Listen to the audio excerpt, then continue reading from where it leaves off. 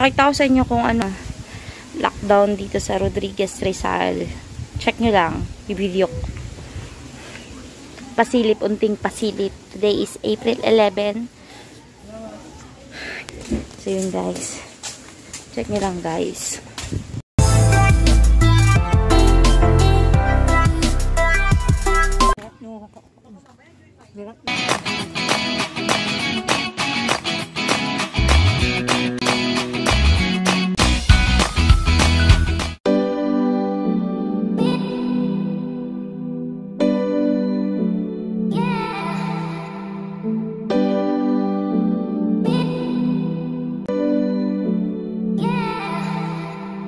Hi guys, my name is Jalana aka Josang Kunyang. If you are new to my channel, please don't forget to subscribe, like, and comment.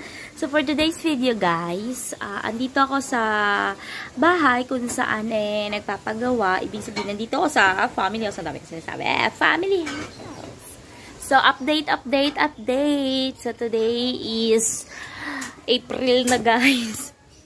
Today is Sunday, April 11. So, update lang guys. Bali, ayan na. May ganyan na siya. Ayan. So, wait lang. Iayos ko yung pagkuha para maipakita ko sa inyo kung ano talaga na yung itsura niya. So, sobrang matumal talaga ang pag-update at ang paggawa dito sa bahay. Gawa nga ng syempre Rizal, lockdown, so medyo mahirap.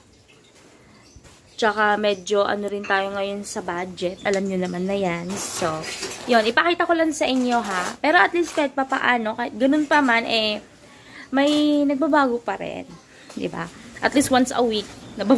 At least sa isang linggo, isang beses, may nadadagdag. Nababawas. Dagdag lang. So, guys, papakita ko muna sa inyo kung ano yung nadagdag sa mga update sa bahay, ha? Wait lang, guys.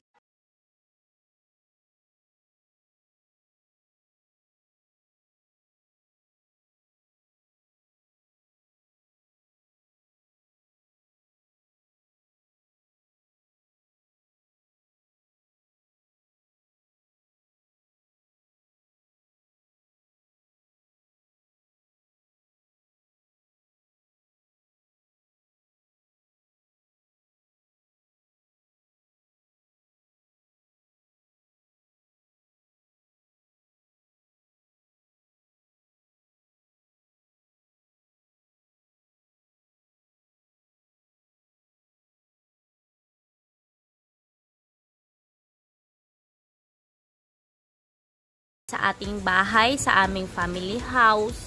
Yun lang muna sa ngayon.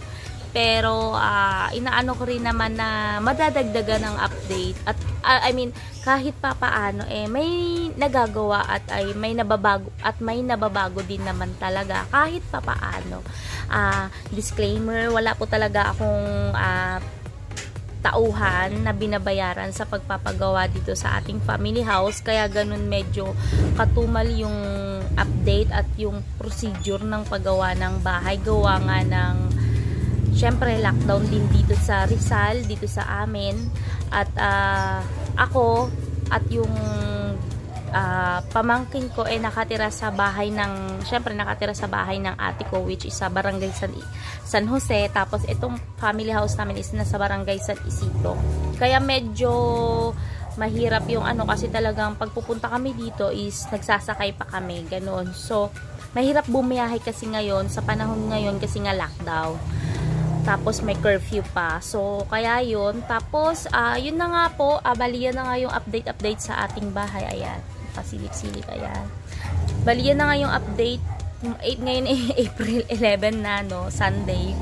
So medyo matumal po talaga yung update. Kumbaga, ano tawag nito, yung na video ko na, pero matagal kong mai-upload. Kasi gusto ko kasi talaga sana is maipon muna yung mga video bago ko sa inyo mailatag yung mga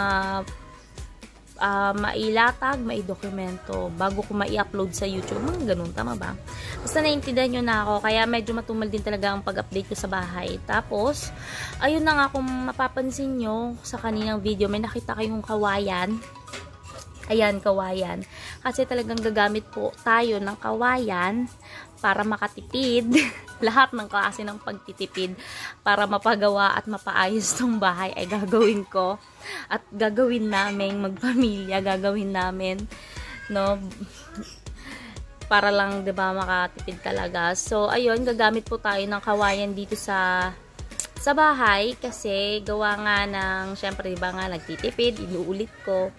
Kasi yun din yung suggestion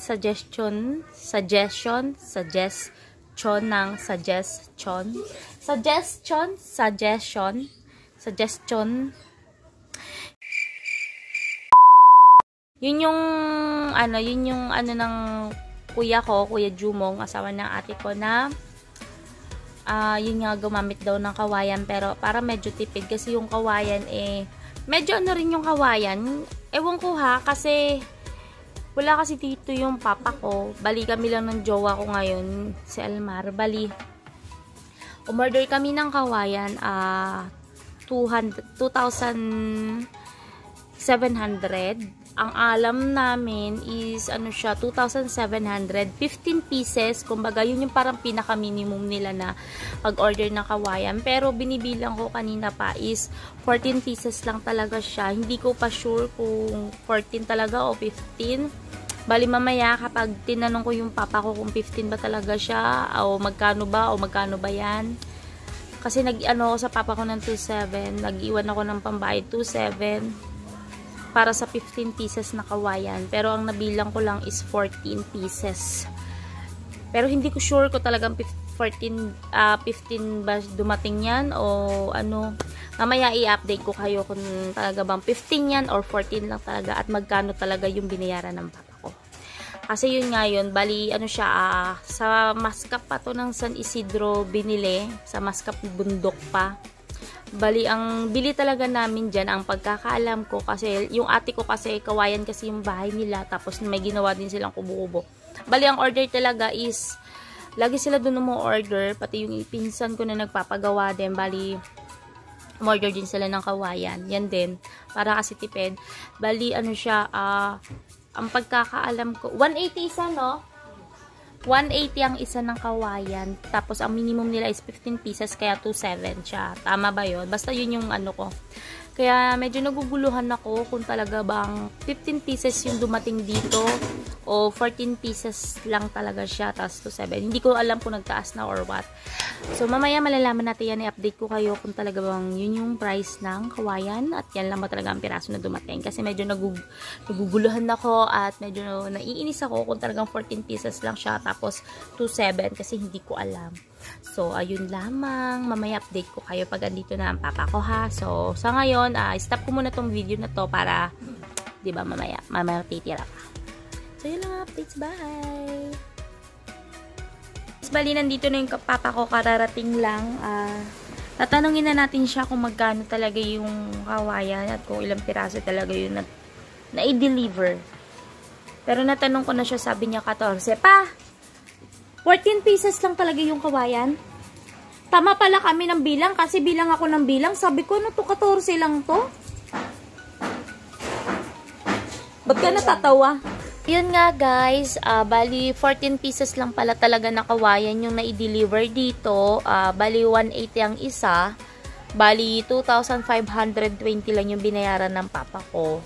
So, ayun lang, gagamit ng kawayan kasi nga medyo sa budget, yun nga siya. So, ayun, sabi ng papa ko, kakain na kami. So, yun lamang po. Maraming salamat. Don't forget to subscribe, like, and comment. So, kung may gusto ka pa or suggestion sa mga video na gusto mong mapanood o gusto mong gawin ko, free po kayo na mag-comment dyan sa baba. At kung gusto nyo naman po ma-shoutout kayo, comment nyo lang din po. Yun lamang. Maraming thank you.